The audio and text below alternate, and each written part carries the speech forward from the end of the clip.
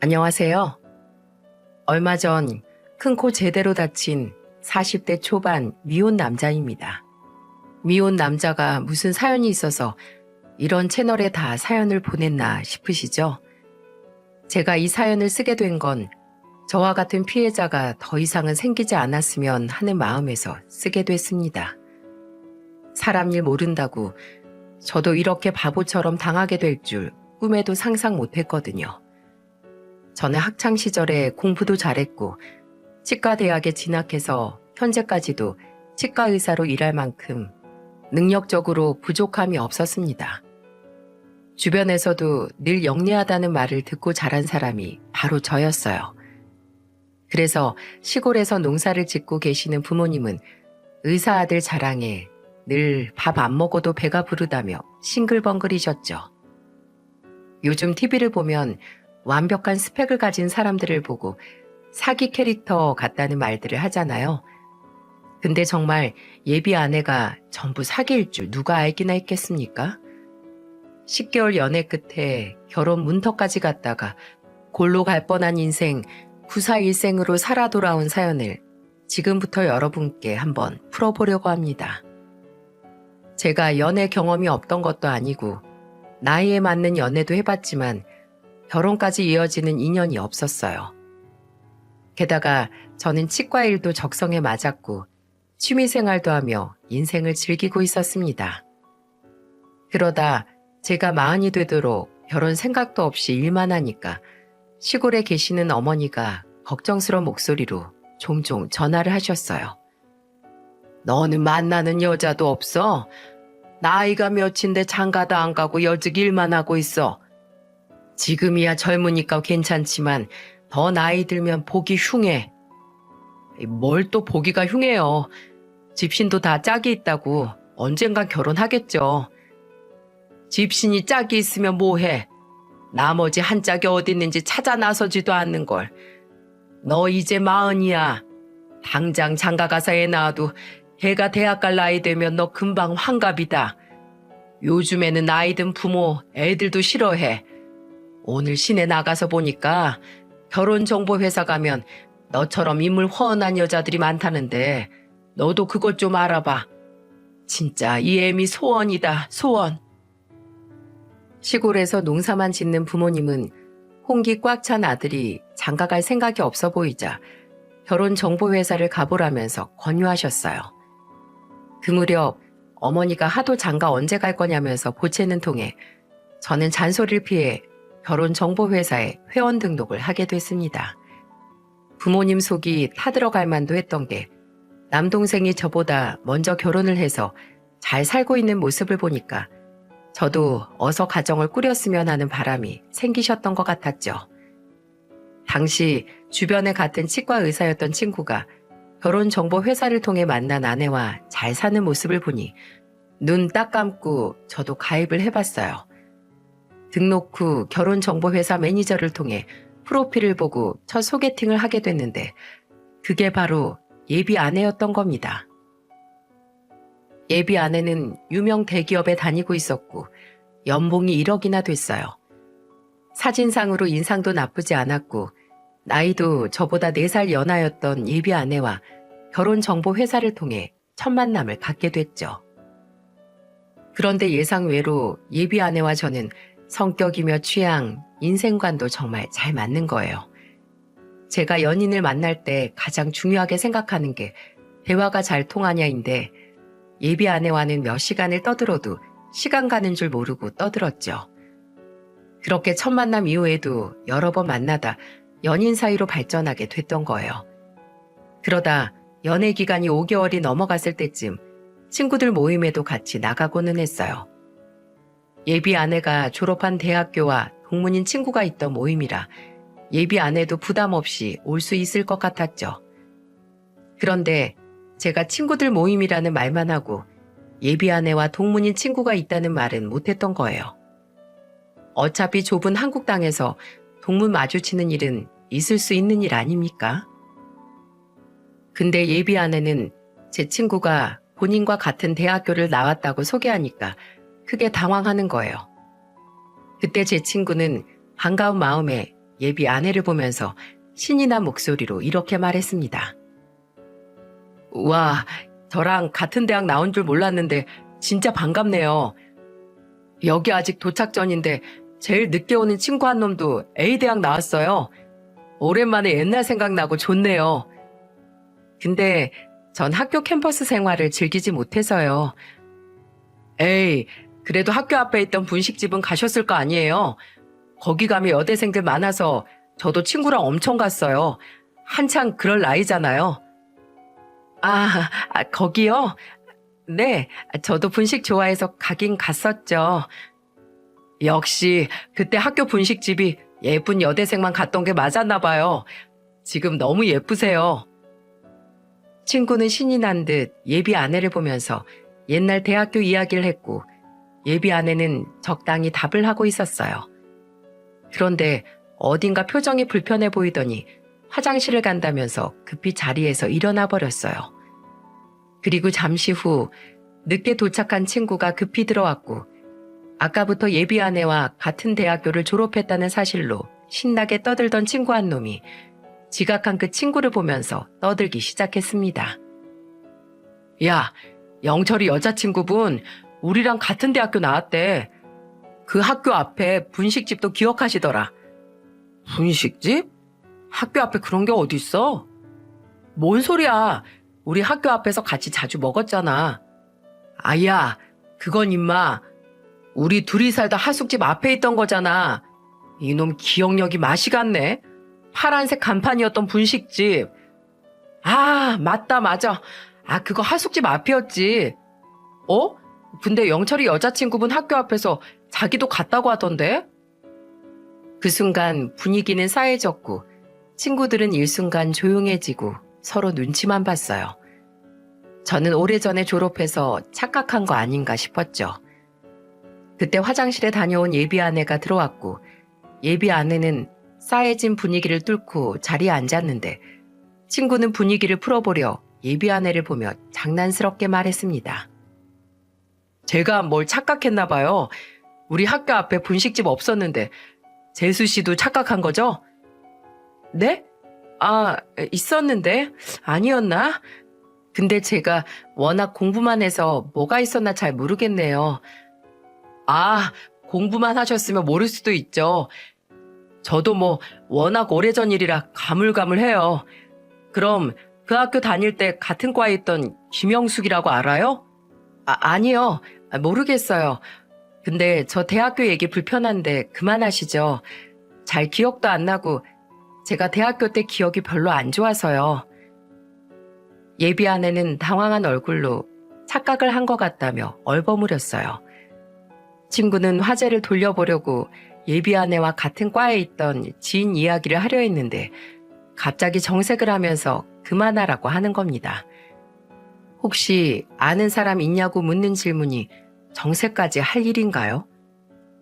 그 자리에 있던 친구들 표정이 갑자기 정색을 하는 예비 아내를 보고 다들 당황한 표정이었어요. 그래서 저는 분위기가 이상해지자 옛날 얘기 너무 오래 하지 말자고 화제를 돌렸죠. 하지만 저는 친구들이 웃자고 한 말에 정색을 하고 말하는 예비 아내를 이해할 수 없었습니다. 그래서 모임이 끝나고 집으로 가는 길에 예비 아내를 보며 말했어요. 아까 내 친구한테 그렇게 정색까지 하면서 말할 일이야? 옛날 얘기를 자꾸 꺼내니까 그렇지. 뭘 기억나는 게 없는데 뭐라고 말해? 그냥 대충 말하고 말을 돌리면 될 거 아니야. 너랑 같은 학교 나온 동기가 지인이라는데 왜 모른 척해? 그 학교에서 공부했으면 알 수도 있는 사이잖아. 나이 들어서 학벌 따지는 거 우습고 유치해서 그래. 대학교 졸업장이 대수야? 그리고 오늘 모임에 같은 학교 졸업생이 있다고 왜 말 안 해? 내가 얼마나 당황했는 줄 알아? 뭘 당황까지 해? 대한민국에서 학연, 혈연, 지원 빼면 뭐가 남는다고.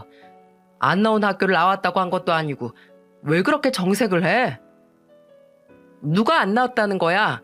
나 그 학교 졸업생 맞아. 나 그만 얘기할래. 분명 결혼정보회사 통해서 만났을 때 학교 졸업장도 다 봤는데 왜 그렇게 펄쩍 뛰면서 정색을 하나 싶었죠. 그렇다고 어디서 말하기 창피한 수준의 학교도 아니고 나름 서울에 있는 번듯한 대학교를 나왔는데 왜 저렇게 싫어할까 의구심이 들었습니다. 그러던 중 정말 미심쩍은 일이 생겼어요. 사실 대학교 얘기야 워낙 과거 일이고 충분히 착각할 수 있는 일이지만 다니고 있는 회사에 대해 잘 모르는 건 문제가 있는 거 아닙니까? 한 번은 제가 오랜만에 오후 진료를 일찍 끝나던 날 퇴근하는 예비 아내를 데리러 간 적이 있어요. 평소 예비 아내가 종종 제가 일하는 병원에 왔었기 때문에 이번에는 제가 퇴근길에 데리러 가봐야겠다 다짐을 했죠.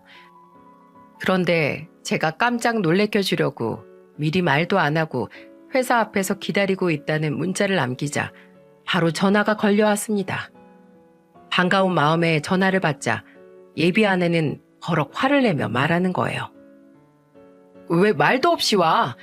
나 오늘 일 많아서 야근해야 될 수도 있어. 그러니까 그냥 가. 얼마나 걸리는데? 그럼 근처 서점에서 내가 책이라도 보고 있을게. 한 서너 시간이면 나오지? 무슨 소리야. 오빠 내가 하는 일이 그렇게 쉬워 보여? 안 그래도 바빠 죽겠는데 왜 회사 앞에서 죽치고 있겠다는 거야? 나 오늘 밤새도록 일해야 되니까 그냥 가. 그리고는 일방적으로 전화를 뚝 끊어버리는 예비 아내의 전화에 저는 크게 당황했습니다. 제가 못 올 곳을 온 것도 아닌데 이렇게 펄쩍 뛰면서 화를 낼 일인가요? 저는 답답한 마음에 다시 전화를 걸었는데 글쎄 전화를 거절하고 아예 안 받는 거예요. 그래서 저는 답답한 마음에 아내와 같은 회사를 다니고 있는 지인에게 물었습니다. 그때 예비 아내는 대기업 홍보팀에서 일하고 있었는데 혹시 홍보팀 오늘 무슨 일이 있길래 밤새 일을 하냐고 물었죠. 그랬더니 그 지인이 웬 뚱딴지 같은 소리를 하냐는 식으로 저한테 이렇게 말하는 겁니다. 저희 회사 근무제도 바뀌면서 밤새도록 일 못해요. 그리고 오늘 수요일이죠? 수요일은 팀장급 아니면 다 퇴근해야 되는 날이에요. 요즘 회사가 복지 신경 쓴다고 새로 도입했는데 수요일은 회식도 금지라니까요. 그래도 급한 일이 생길 수도 있는 건데 다 퇴근을 한다고? 따로 야근 신청하면 야근해도 되는데 그것도 밤 12시는 못 넘겨요. 여자친구분한테 물어봐요. 근데 이상하다. 이런 내용을 모를 리가 없을 텐데. 사내 게시판에 아직도 공지사항 올라와 있어요. 저는 갑자기 뺨이라도 한 대 맞은 듯 어안이 벙벙했어요. 방금까지만 해도 밤새도록 일해야 된다고 화를 내던 예비 아내는 그럼 대체 뭘 하고 있다는 건지 의문이었죠. 그래서 저는 전화를 안 받는 예비 아내한테 문자를 남겼어요. 이 문자 보면 전화 줘. 오늘 야근 없다면서 대체 무슨 일인데? 나한테 숨기는 거 있어? 순간적으로 예비 아내가 바람이라도 피고 있는 건가 의심이 들기 시작했습니다. 결혼 정년기에 여자들 남자들 여럿 재고 따지려고 연애 중에도 선을 보러 다닌다는 말이 떠올랐죠. 그래서 그때 혹시 예비 아내가 나를 만난 후에도 결혼정보회사 통해서 남자를 계속 만나고 있는 건가 하는 의심도 들었어요. 게다가 그동안 회사 일로 바쁘다면서 줄곧 야근을 한다는 말을 했었는데 갑자기 모든 상황이 다 이상하게 느껴졌습니다. 게다가 지인은 그 시기는 회사에서 홍보팀이 가장 한가할 시기라고 하는 거예요. 그러니까 제가 의심스러운 생각이 들 수밖에 없지 않겠습니까? 그래서 저는 정말 혹시나 하는 마음에 지인한테 예비 아내 이름을 알려주고 직원 검색을 해달라고 부탁까지 해봤어요. 그런데 다행스럽게도 직원 검색을 해보니 예비 아내가 조회됐고 제가 순간적으로 저속한 의심을 했다는 생각이 들었죠. 하지만 여전히 야근을 핑계로 예비 아내가 뭘 하고 다니는지 그 행방이 오리무중이었습니다. 머릿속에 별 생각이 다 스쳐가고 있는 찰나에 예비 아내한테 전화가 왔고 저는 달갑지 않은 목소리로 전화를 받았어요. 방금 전까지만 해도 화를 내던 예비 아내는 갑자기 울먹이는 목소리로 제게 날벼락 같은 사실을 털어놨습니다. 나 정말 억울하다. 오빠 나 지금 의심하는 거야? 오늘 그 회사에 야근 없는 날이라 전부 퇴근했다던데 너 대체 어디서 뭘 하는 거야? 회사에 그런 날이 어딨어. 오늘 일하려다 몸이 안 좋아서 그냥 퇴근하려고 했는데 왜 그래? 그 회사 다니는 지인이 해준 말이랑 다르네. 계속 거짓말하고 회피하는 이유가 뭐야? 지금 어디에 있길래 똑바로 말을 못해? 저는 계속해서 딴소리하는 예비 아내를 추궁하듯 물었어요. 그러자 예비 아내는 잠시 당황한 듯 아무 말도 못하다가 통곡을 하기 시작했습니다. 갑자기 어디 못 들을 소리라도 들은 사람처럼 우는데 저도 당황스러웠죠. 어찌나 서럽게 우는지 저는 옆에서 한 대 때리기라도 한 줄 알았다니까요. 그렇게 한참을 울던 예비 아내는 제게 충격적인 말을 털어놨습니다. 오빠, 나 사실 임신했어. 이 사실을 어떻게 전해야 될지 몰라서 혼자 병원으로 검진받으러 다니면서 고민 많았어. 뭐? 그걸 왜 이제 말해? 어떻게 그런 일을 숨기고 있어? 매번 나한테 뭐라고 했는지 기억 안 나? 1년은 만나야 결혼할 사람인지 아는 거 아니냐고 늘 입버릇처럼 말했잖아. 사람은 사계절을 다 겪어봐야 알 수 있다며. 우리 만난 지 10개월이야. 거의 1년이나 다름없는 기간인데 혼자 숨기고 병원에 다니고 있으면 어떡해? 아빠 없는 애 만들려고 그랬어? 저는 너무 당황스러워서 언성을 높이며 말하자 예비 아내는 서럽게 울었어요. 그때 예비 아내에게 위치를 묻고 바로 차를 몰아 예비 아내가 있는 곳으로 갔습니다. 혼자 집에 있던 예비 아내를 데리고 나와 같이 외식도 하고 그동안 서로 쌓여있던 해묵은 감정을 대화로 풀었어요.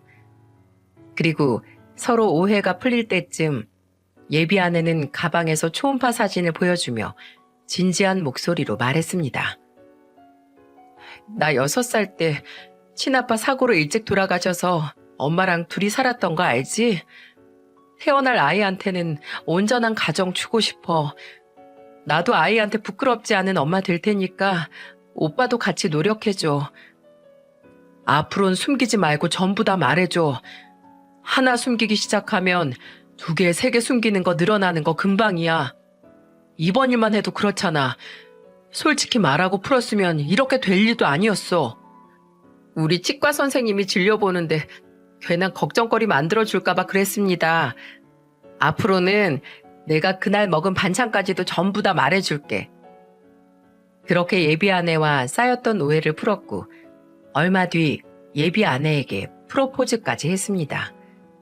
저도 예비 아내도 서로 나이가 꽤 있는 상태에 갑자기 생긴 아이를 포기할 만큼 경제적으로 어렵지도 않았어요. 충분히 아이를 낳아 잘 기를 수 있는 상황이었기에 결혼을 준비하게 됐던 겁니다. 저는 우선 예비 장모를 만나서 자초지종을 설명하는 게 맞다고 생각했어요. 그래서 예비 아내에게 먼저 인사를 가자고 말했습니다. 그런데 예비 아내는 제 말을 예상하지 못했던 듯이 당황한 얼굴로 약속 잡기를 미루고 있었어요.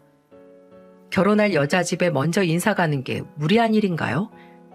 남자로서 당당하게 인사드리고 앞으로 어떻게 살지 미래 계획에 대해 말씀드리는 게 맞다고 생각했는데 예비 아내가 인사드리러 가는 날짜 잡기를 차일피일 미루는 모습에 답답하기만 했습니다. 언제 같이 인사드리러 가냐 물어도 예비 장모가 일로 바쁘다면서 미루는 거예요. 그러던 어느 날 예비 아내는 저한테 신이 난 목소리로 드디어 예비 장모가 시간이 났다며 말하는 겁니다. 근데 참 말이 아다르고 어다르다고 예비 아내의 말이 어딘가 이상했어요. 그때 예비 아내는 저한테 분명히 이렇게 말을 했었답니다. 우리 엄마 내일은 시간이 된대. 일이 꽉 차 있어서 언제 볼 수 있나 나도 걱정했는데 정말 다행이다. 그냥 회사 다니신다고 하지 않았어? 그럼 주말에라도 시간이 있으실 텐데 왜 그렇게 바쁘신 거야? 그게 우리 엄마가 투잡을 하고 있어. 나 시집갈 때 돈 보태주고 싶다고 내가 말려도 굳이 그렇게 회사 다니면서 아르바이트까지 하시네. 아빠 없이 자란 애라고 미움 안 받게 한다고 시집갈 때 부족하게 보내고 싶지 않으신가 봐.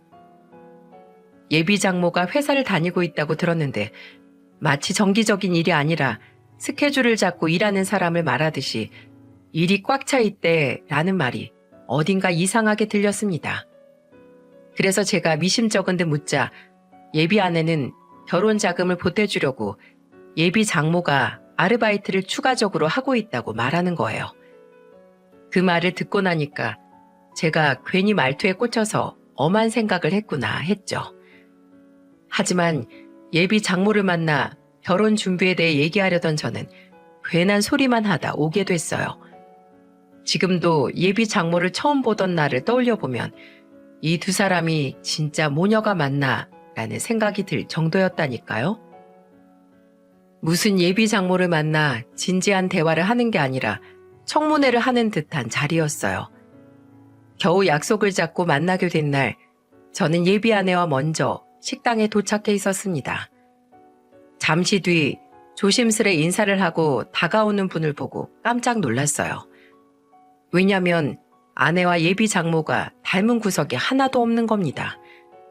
심지어는 예비 아내는 눈이 크고 동그란 편에 쌍꺼풀이 있었는데 예비 장모는 눈도 짝눈에 무쌍이었어요. 게다가 두 사람 코 모양, 얼굴형 어디 하나 비슷한 구석이라고는 눈을 씻고 봐도 찾아볼 수가 없었죠. 저도 모르게 누구세요? 라고 물어볼 뻔했는데 예비 장모가 먼저 인사를 하고 다가와서 이 사람이 예비 장모구나 할 정도였습니다. 제가 놀란 걸 눈치챘는지 예비 장모는 저를 보며 웃으면서 말했어요. 우리 딸이랑 내가 너무 안 닮아서 놀랐죠? 나도 내 배 아파 낳은 딸인데 어쩜 그렇게 자기 아빠 얼굴만 쏙 닮았는지 모르겠어요. 남편 먼저 떠나고 사람들이 딸 얼굴 보면서 얼핏 보면 죽은 남편 살아 돌아온 줄 알겠다고 할 정도였다니까요. 아, 그러셨어요? 첫째 딸은 아빠 닮는다는 말이 진짜였나 보네요. 저는 예비 장모의 말에 허허 웃으며 대답했습니다. 돌아가신 예비 아내의 친부를 사진으로도 본 적이 없으니 정말로 예비 아내가 엄마보다는 아버지 얼굴을 더 닮았구나 하고 넘겼어요. 처음 본 사이인데도 예비 장모는 성격도 좋고 호탕해 보였죠. 그렇게 한참 가벼운 대화를 나누다 음식을 주문하고 대화를 나누는데 과거 예비 아내의 어린 시절 이야기가 나왔습니다. 예비 장모는 예비 아내가 어린 시절에 다른 애들이랑 서 있어도 한눈에 알아볼 만큼 예뻤고 워낙 애교가 많아서인지 먼저 간 남편이 딸을 끔찍하게 아꼈다고 했어요. 그러면서 예비 장모가 대뜸 석연치 않은 말을 하는데 예비 아내가 했던 말과 다르게 엉뚱한 소리를 늘어놓는 겁니다. 예비 장모는 그때 갑자기 옛 추억을 감상하듯 차분한 목소리로 말했어요. 미경이 초등학교 입학식 때 애 아빠랑 같이 갔었는데 그 어린애가 눈에서 지 아빠만 사라지면 울고불고 난리가 나는데 난 정말 쟤 달래느라 애먹었지 뭐야. 네? 초등학교 입학식 때요? 6살 때 사고로 갑자기 돌아가셨다고 들었는데 초등학교 입학식을 어떻게 가신 거예요? 저는 갑자기 엉뚱한 말을 하는 예비 장모의 말이 이상해 얼른 반박했습니다. 분명 예비 아내 말로는 6살 때 사고로 아빠가 갑자기 돌아가셨다고 들었는데 초등학교 입학식에 돌아가신 아빠가 어떻게 올 수 있겠습니까? 그리고 가족이 죽은 시기를 잘못 기억한다는 게 너무 이상했어요. 다른 사람도 아니고 집안의 가장이고 아빠인데 돌아가신 해를 모른다는 게 이해가 가시나요? 대체 누가 잘못 알고 있는 건지 의아함이 들었는데 예비 장모가 말을 얼버무리며 당황한 목소리로 말했습니다. 아, 아휴, 내가 그때 만나던 남자친구가 갔었나? 그랬던 것 같아. 애 아빠 죽고 힘들어할 때 옆에 있어준 사람인데 그 사람의 애들을 좋아해서 워낙 우리 미경이를 아껴줬거든. 그랬더니 미경이도 아빠 정이 그리웠는지 친아빠처럼 잘 따랐어. 뭐 그러고 또 헤어지긴 했는데 미경이를 정말 친딸처럼 아꼈지. 오죽하면 내가 사별한 남편이랑 헷갈리겠어. 아유, 나도 나이가 먹었나 자꾸 깜빡깜빡하네. 아유 더워라. 갱년기인가 땀이 삐질삐질 난다. 예비 장모는 횡설수설하면서 괜히 이 말 저 말 전부 쏟아내는 것 같았죠. 솔직히 제 입장에서는 사별한 남편과 잠시 만난 남자와 헷갈린다는 게 솔직히 완전히 이해가 가지 않았습니다. 그때 예비 아내의 표정을 보자 한숨을 쉬며 물만 마시는 거예요. 마치 들키기 싫은 치부를 들킨 사람처럼 말입니다. 그래도 자식이 부모 인생에 이래라 저래라 할 수 있는 것도 아니니까 예비 아내 입장에서는 이런 상황이 달갑지 않을 수 있다고 생각했어요. 그런데 예비 장모를 처음 보고 인사를 나누고 자리가 끝이 나기까지 저는 이상한 게 참 많았습니다. 그동안 감정적으로 쌓인 게 많은 사람치고는 예비 장모와 예비 아내 사이에는 조금의 친밀감도 보이지 않았거든요. 보통 가족끼리 원수처럼 싸우며 사는 것도 서로 일말의 애정이 있어서 싸운다고 생각하는데 저 두 모녀 사이에는 뭔가 벽이 있는 것 같았습니다. 그러니까 서로 같은 주제를 놓고도 다른 소리를 하는 느낌이었죠. 이렇게 정리해봐도 어딘가 이상하지 않습니까? 돌아가신 장인이 언제 없었는지도 서로 기억이 달랐고 무엇보다 딸 시집 보내려는 사람이 딸이 얼마를 가지고 있는지도 모르고 남처럼 얘기하는 게 이상했어요. 그런데 또 예비 아내가 산부인과를 갈 때는 꼭 예비 장모와 가겠다고 고집을 부리는 겁니다. 저도 초음파 사진을 봤으니까 산부인과 검진을 같이 가겠다고 했죠. 그랬더니 예비 아내가 저를 보면서 당황한 얼굴로 이렇게 말을 했어요. 오빠 일도 바쁜데 나 혼자 갈게. 마침 엄마도 같이 가주신다고 하니까 괜찮아. 나 초음파 사진밖에 못 봤잖아. 나도 병원에 가서 아이는 괜찮은지 같이 봐야지. 그거 같이 본다고 뭐가 달라져? 의사 선생님이 그러시는데 아주 잘 크고 있다고 했어. 기형아 검사도 해야 된다며. 그냥 나랑 같이 가자. 장모님은 쉬시라고 하고 내 차로 같이 가. 싫다는데 왜 그래 정말. 나 산모야. 그냥 내가 편한 대로 해주는 게 그렇게 어려워? 오빠가 아무리 의사라도 난 엄마가 더 편할 수 있잖아. 우리 엄마 이제 엄마 노릇한다고 나랑 병원 가는 거 엄청 좋아하신다고. 그럼 셋이 가면 되잖아. 솔직히 내가 애기 아빠인데 내가 안 간다는 것도 이상하지. 맨날 혼자 가서 듣고 오면 난 전에 듣기만 하는 것도 웃겨. 됐어. 오늘은 나 혼자 갈게. 나 정말 힘들어서 그래. 다음에 같이 가자. 오늘은 엄마랑 결혼 준비로 같이 상의할 것도 있고 둘이 다녀올래. 저는 예비 아내가 보여준 초음파 사진을 본 후로 같이 산부인과를 가서 현재 어떤 상태인지 같이 듣고 싶었는데 죽어도 저랑은 안 가는 거예요. 그래서 아내가 기형아 검사를 받으러 가던 날 같이 가겠다고 화를 내며 말했지만 곧 죽어도 엄마랑 둘이 가겠다며 우기는 통에 산부인과 입구도 못 봤습니다. 솔직히 아내가 임신했는데 같이 병원도 안 가보는 남편이 어디 있습니까? 진짜 이해할 수 없는 예비 아내의 태도에 저는 아예 몰래라도 쫓아가야겠다 싶었습니다. 그래서 예비 아내가 검사 결과를 보러 병원에 가는 날짜를 미리 알아두고 몰래 쫓아가려고 집 앞에서 대기하고 기다렸죠. 그런데 예비 아내가 집에서 나올 생각을 안 하는 거예요. 그렇게 한참을 집 앞에서 언제 나오나 기다리다 결국 참다 못해 예비 아내한테 전화를 걸었습니다. 근데 방금 일어난 듯한 예비 아내의 목소리에 저는 왜 병원에 안 가냐고 물었고 예비 아내는 당황한 목소리로 말하는 거예요. 아까 다녀왔다가 깜빡 잠들었지. 근데 내가 지금 병원에 안 가고 집에 있는 거 어떻게 알았어? 아니 그게 난 오늘 병원 간다길래 집 앞에서 기다렸다가 같이 가려고 했지. 근데 낮엔 회사에 있던 거 아니야? 대체 언제 갔다 온 거야? 내가 여기서 3시부터 기다렸는데 당신 점심쯤에 집에 도착했다고 나한테 사진까지 보냈잖아. 그게 회사에서 외출 신청하고 잠깐 갔다 왔지. 왜 그렇게 병원에 집착을 해? 왜 남의 집 앞에서 말도 없이 사람을 기다려? 지금 남이라고 했어? 길 가는 사람들 붙잡고 물어봐. 임신 3개월 차에 남편이 한 번도 산부인과에 같이 안 가는 게 말이나 되냐고. 내가 산부인과 다니면서 친해진 산모가 있는데 그 산모가 미혼모라서 그래. 미혼모 산모랑 다니는데 내가 남편이랑 가봐. 그 사람 속으로 상처받지 않겠어? 누가 그 산모랑 셋이 가자는 거야? 그냥 우리 둘이 가보자고. 나 임신한 산모야. 산모는 절대 안정이 가장 중요한데 오빠 이럴 때마다 나 딱 죽고 싶어. 그러니까 제발 이상한 데 집착 좀 그만해. 예비 아내는 버럭 화를 내며 전화를 끊었고 저는 기가 막혔어요. 왜 친해진 지 얼마 안 된 산모랑도 가는 병원을 아기 아빠인 저랑은 못 가는 건지 의문이었죠.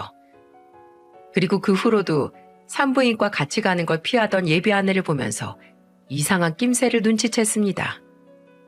고기가 먹고 싶다길래 같이 고깃집을 갔는데 글쎄 예비 아내가 맥주를 주문하려고 하는 거예요. 그때가 임신 4개월 차라 저는 깜짝 놀란 얼굴로 예비 아내를 보면서 말했습니다. 임신한 사람이 무슨 맥주를 시키겠다는 거야? 아, 맞다. 아, 깜빡했다. 오랜만에 고기를 먹어서 그런가 술부터 시킬 뻔했네. 무슨 여자가 임신한 걸 깜빡해?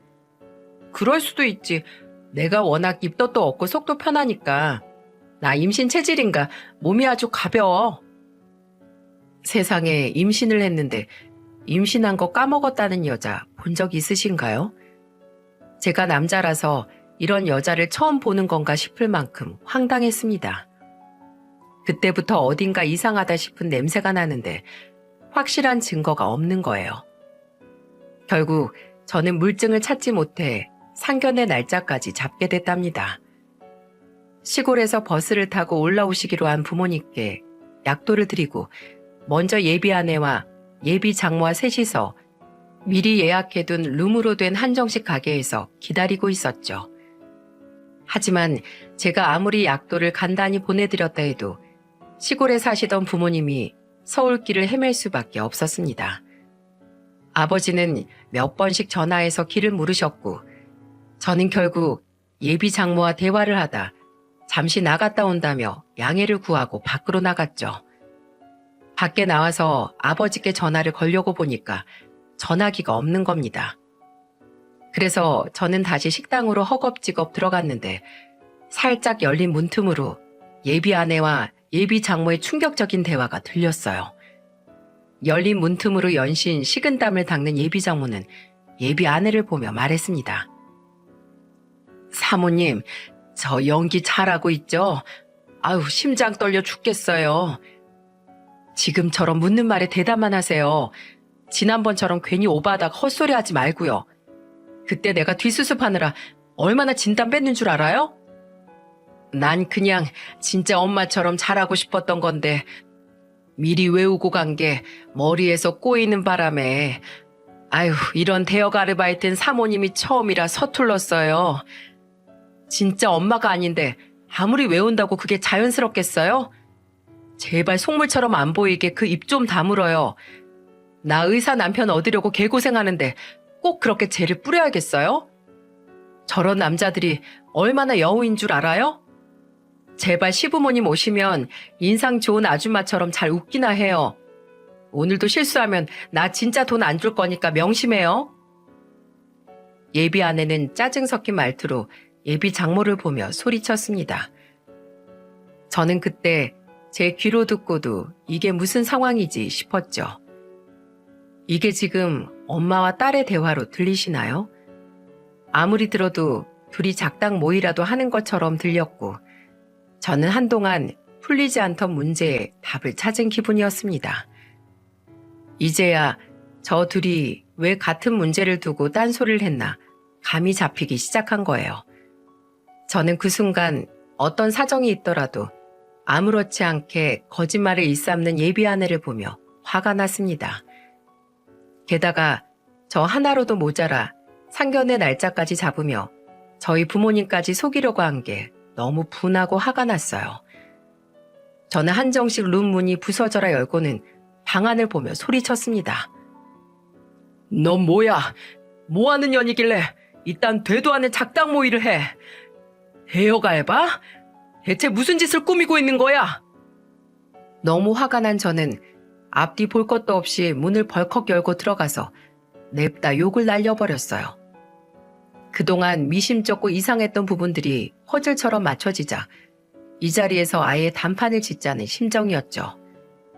제가 문을 벌컥 열고 들어가 고함을 지르면서 문을 열자 예비 아내는 사면 초가에 갇힌 물에 빠진 생쥐 마냥 바들바들 떨기 시작했습니다. 그러더니 갑자기 저한테 기어와서 제 다리를 잡으며 애원하듯 말했어요. 오빠, 그게 아니라 이거 다 오해야. 일단 진정하고 내 말 들어봐. 입만 열면 몰랐다, 착각했다 하면서 거짓말만 하는 이 말을 내가 들을 이유가 있어? 너는 나뿐만 아니라 지금 우리 부모님까지 기만한 거야. 알기나 해? 예비 아내는 막다른 길에 몰렸다 싶으면 일단 들어보라며 당황한 척 시간을 벌고 변명을 생각해냈죠. 지금 와서 생각해보니 그동안 말을 얼버무리고 돌렸던 이유도 전부 그냥 시간 끌기용이었던 거예요. 그래서 아예 듣지도 않으려고 예비 아내 말을 끊어버린 순간 갑자기 저희 부모님이 식당으로 들어오시는 듯한 말소리가 들렸습니다. 제 이름을 말하는 아버지 목소리가 들렸고 직원 안내로 제가 있는 곳에 부모님이 오신 거예요. 아무것도 모르는 아버지는 문 앞에 서 있는 저를 보고는 의아한 듯 물으셨습니다. 너 올 때 기다리다가 내가 찾는 게 빠를 것 같아서 그냥 왔어. 아니 근데 넌 왜 여기 이러고 서 있어? 예비 장모가 저기 앉아 있는데 입구에 딱 서서 뭐 하는 것이요? 아버지, 죄송해요. 오늘 상견례 못할 것 같아요. 양가 어른들 한 자리에 모아두고 버르장머리 없이 무슨 말이야? 사랑 싸움은 니들끼리 하고 일단 앉아서 얘기해. 아버진 저를 보고 혀를 차며 말했고 어머니를 이끌고 자리에 앉으려고 하시는 거예요.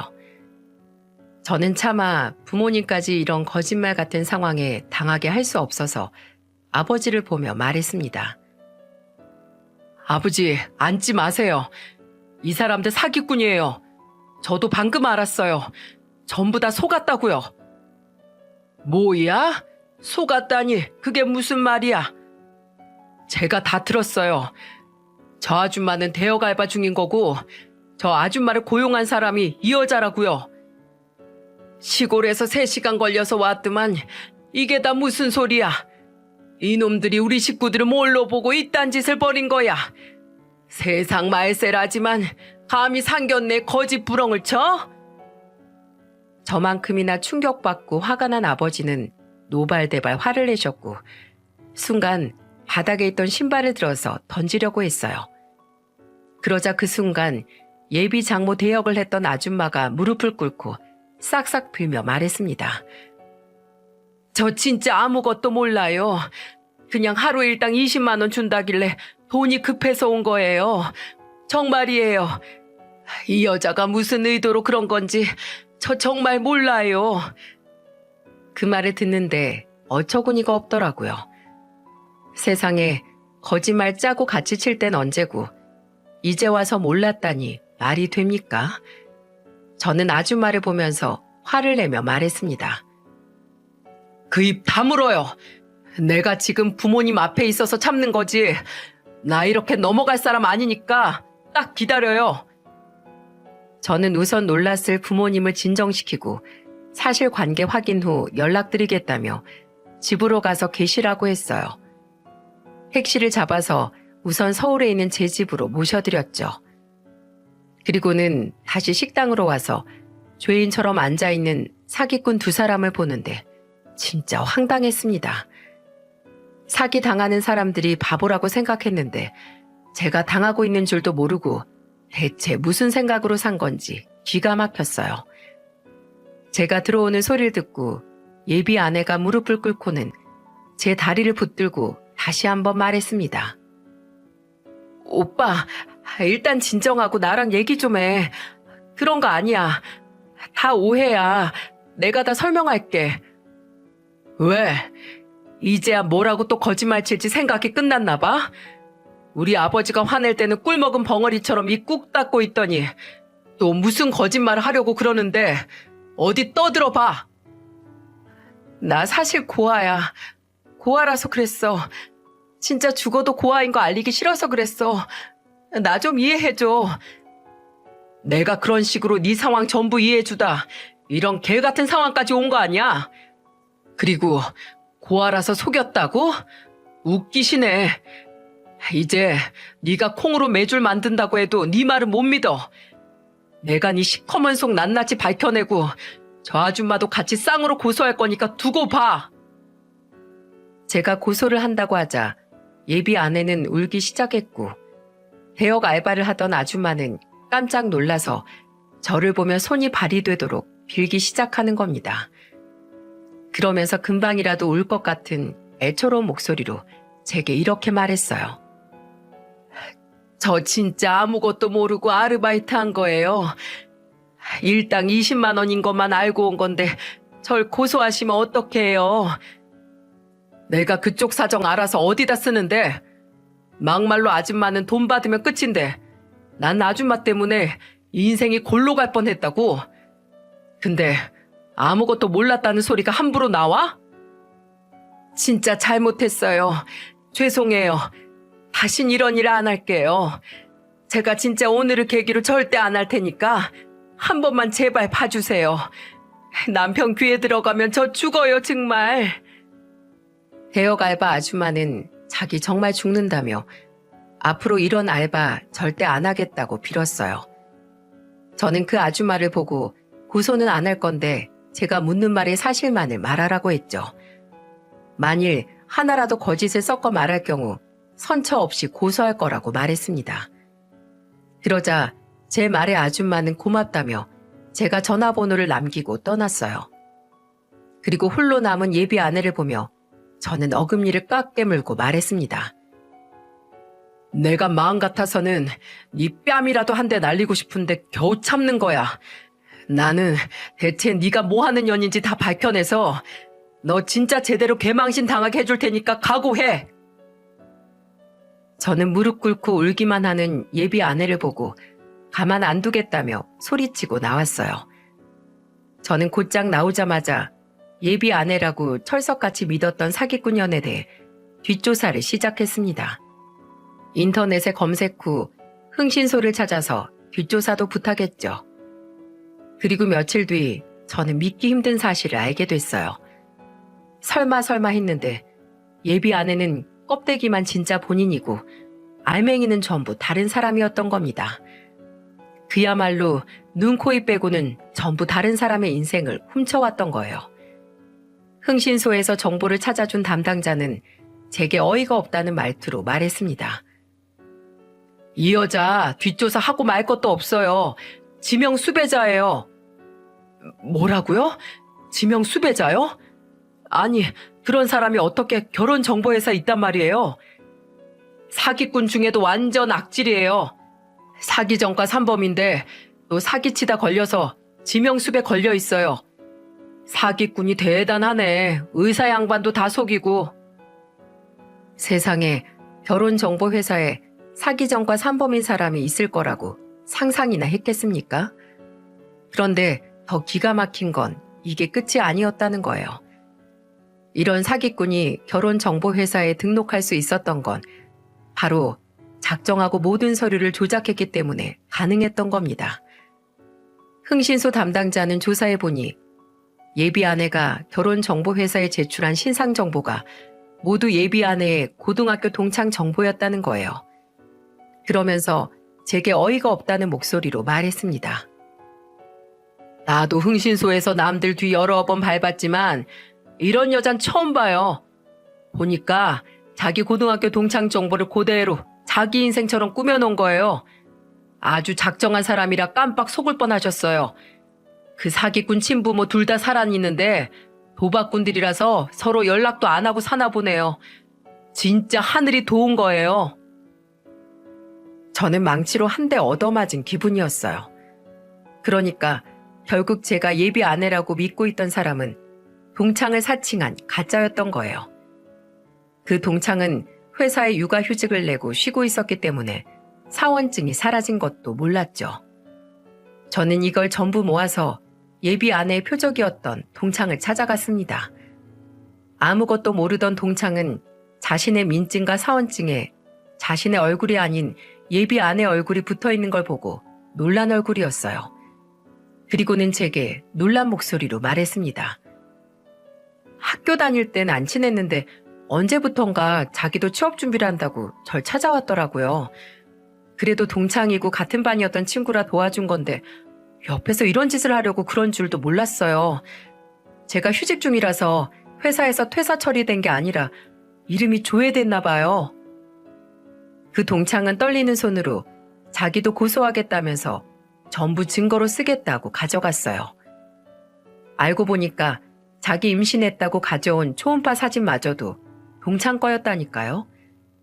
그러니 그 동창이었던 친구는 좋은 마음으로 얘 친구 도와주려다 어이없이 당한 꼴이었죠. 그때 초음파 사진까지 훔쳐다 거짓말을 했다는 사실에 온몸에 소름이 끼칠 정도였어요. 모든 걸 알게 된 이상 저는 결혼정보회사를 두고 볼 수 없어 고소를 했습니다. 사기꾼 앞에 장사 없다고 해도 돈을 내고 믿고 가입한 곳에서 인생 망할 뻔했는데 가만히 넘어갈 수 있겠습니까? 저는 소송을 진행하면서 지명 수배자인 사기꾼년도 잡아 쳐넣으려고 경찰에 신고를 했어요. 사기로 지명 수배된 여자 어디 있는지 안다면서 신고를 했고 저는 제 뒤통수를 친 사기꾼년을 약속 장소로 불렀죠.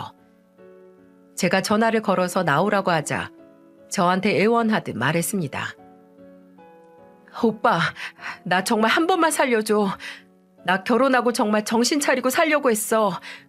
아이도 낳고 우리 정말 행복하게 살자. 나 오빠 아이 임신했잖아. 임신 같은 소리 하고 있네. 내가 너 그 말 왜 안 하나 했다. 너 도와주려던 친구 등쳐먹고 새 삶을 살려고 했다고? 남의 인생 훔쳐다 사는 게 무슨 새 삶인데. 그리고 너 지명 수배자였더라. 내가 진짜 이번 기회에 손 털려고 했다고. 왜 사람이 말을 하는데 못 믿냐고. 그래, 네 말 믿어줄 테니까 나와서 하나하나 해명해. 그럼 새 삶 시작할 기회 줄게. 진짜? 그럼 지금 당장 나갈게. 결국 제 꾀에 속아 넘어간 사기꾼녀는 한 걸음에 달려나왔고 저를 보고는 울먹거린 얼굴로 감동받은 표정을 하며 말했습니다. 우리 그래도 서로 사랑했잖아. 오해 풀고 우리 같이 살자. 내가 왜 너랑 살아? 네가 살 곳은 여기가 아니야. 어디? 그럼 내가 살 곳이 어딘데? 네 뒤를 봐. 저 신고자예요. 여기 사기꾼 잡아가세요. 그러자 뒤에 있던 경찰들은 사기꾼년을 잡아갔습니다. 웃긴 건 잡혀가는 와중에 저한테 뭐라고 했는 줄 아세요? 글쎄 그 와중에도 저를 보면서 이렇게 소리치는 겁니다. 야, 지금 너 내 뒤통수 친 거야? 이 사기꾼 같은 새끼. 네가 새 삶을 살려면 가서 죗값 받는 거 말고 없어. 똑바로 정신 차리고 살아. 끝까지 악다구니를 쓰다 끌려간 사기꾼녀는 결국 끌려갔고 동창의 고소로 죄명도 추가됐어요. 상습범이라 쉽게 풀려나기는 쉽지 않을 것 같습니다.